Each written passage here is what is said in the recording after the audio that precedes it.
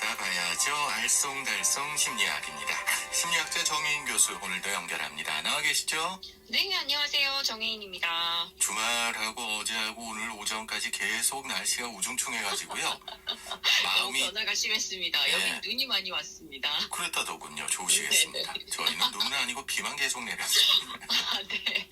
자, 오늘 어떤 이야기 해볼까요? 오늘은 반려동물에 관한 이야기를 좀 해보려고 합니다. 네. 혹시 주위를 둘러보면서 반려동물의 수가 상당하다는 것을 느낀 적이 있으신지, 그리고 또 그걸 보면서 어떠셨는지 그게 좀 궁금합니다. 반려동물 수가 확실히 늘었다라고 생각한 게요. 네네. 제 후배 중에 수의사가 있거든요. 네. 몇 년 전부터 그 친구가 밥값을 내더라고요. 돈을 잘 번다는 뜻이죠, 이제. 그러니까 반려동물이 많이 늘었으니까 그 친구가 밥값 내겠죠.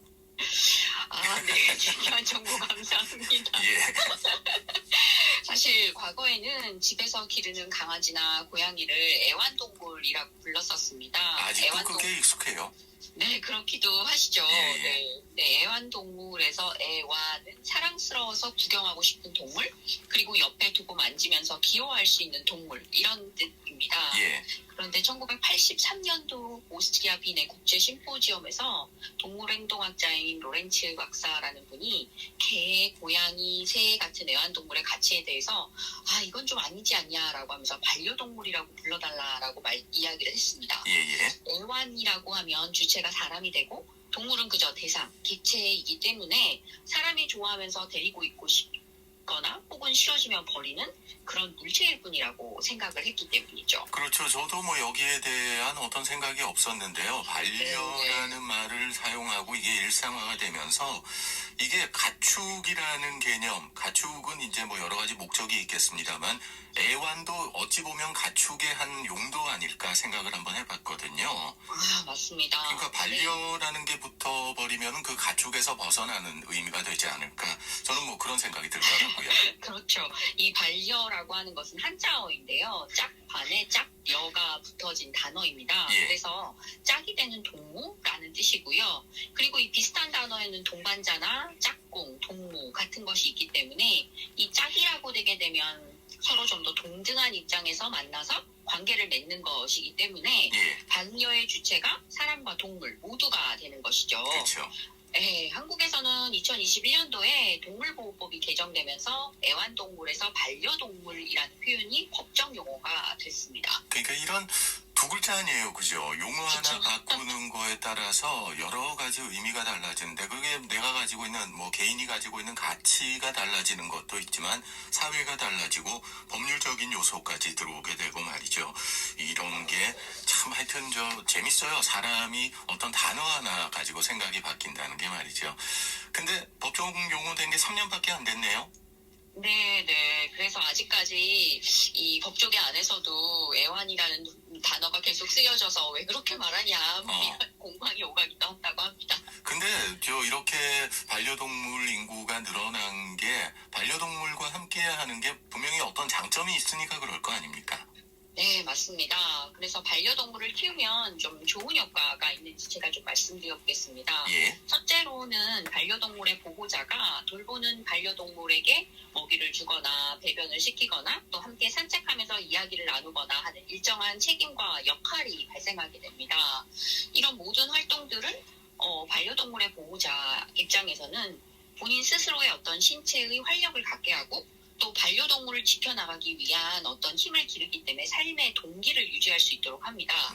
이런 점들로 인해서 어린 아이들에게 책임감을 기르도록 하기 위해서 반려동물을 키우게 하거나 그리고 노인 입장에서는 자신의 일상생활을 돌보도록 하는데 반려동물을 키우게 하기도 합니다. 예. 사실 노인 되면 기력도 많이 떨어지고 본인을 돌보는 것도 많이 귀찮아 하시잖아요. 그렇죠. 그러다 보니까 반려동물을 좀 키우게 되면 훨씬 더 자기의 일상생활 전체를 잘 돌보는 상황이 되어져서 일상생활에 이 돌봄 자체가 떨어지는 것을 훨씬 더 느리게 만들기도 하고요.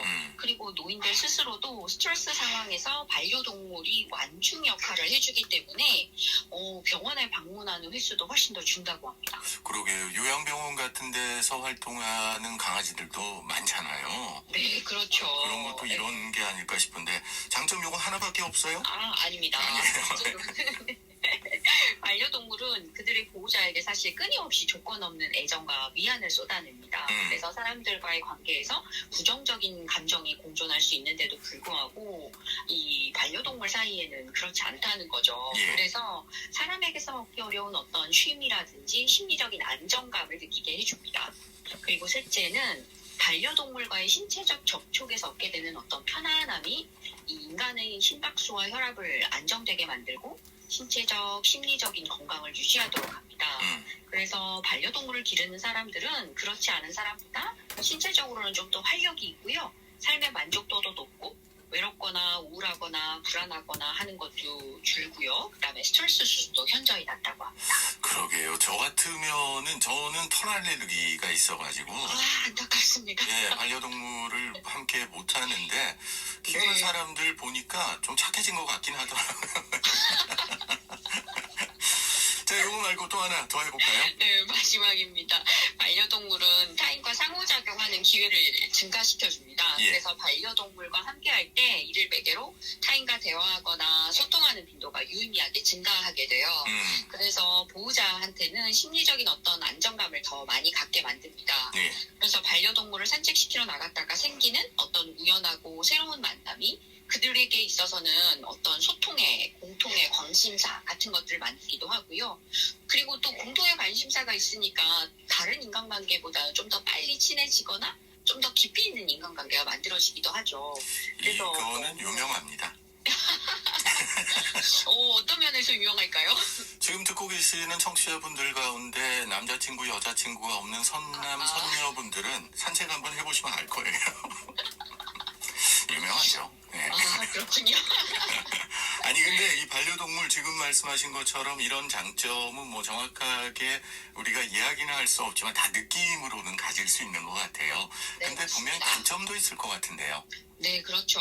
이런 긍정적인 부분들 말고요. 사실은 기본적으로 반려동물을 키우려면 양육을 위해서 사용되는 어떤 충분한 비용, 본인이 이렇게 감당할 수 있는, 그리고 그 동물을 돌볼 적절한 어떤 공간, 그리고 동물을 혼자 또 내버려두면 안 되잖아요. 그러니까 시간적인 여유, 이런 것들이 정말 충분히 있어야 합니다. 예. 그러니까 이런 물리적인 여유뿐만 아니라 또 하나 굉장히 중요한 부분인데요. 사실 동물만 끊임없이 인간에게 심리적인 지지를 주는 것이 아니라 인간도 그 반려동물에게 뭐 이렇게 심리적으로 충분한 준비가 되어 있어야 해요. 예. 그래서 나보다 부족한 존재를 돌볼 수 있는 어떤 진심이라든지 헌신이라든지 이런 부분들을 생각을 해봐야지 되고요.